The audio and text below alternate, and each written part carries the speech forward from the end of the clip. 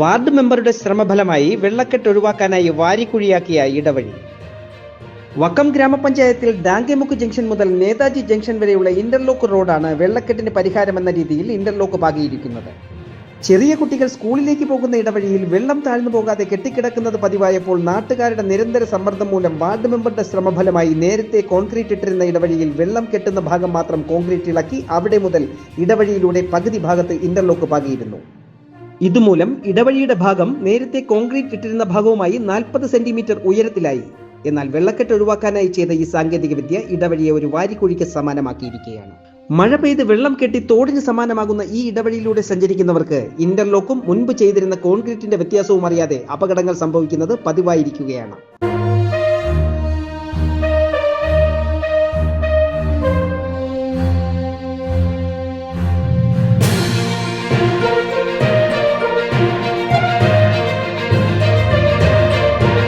ഇടവഴിയിലെ വെള്ളക്കെട്ട് കാരണം സമീപത്തുള്ള സ്കൂളുകളിൽ കുട്ടികളെ പഠിപ്പിക്കുവാൻ വിടുവാൻ പറ്റാത്ത അവസ്ഥയാണ് നിലവിലുള്ളത്. എത്രയും പെട്ടെന്ന് അതിനൊരു ശാശ്വത പരിഹാരം കാണണമെന്ന് നാട്ടുകാർ ആവശ്യപ്പെടുന്നു.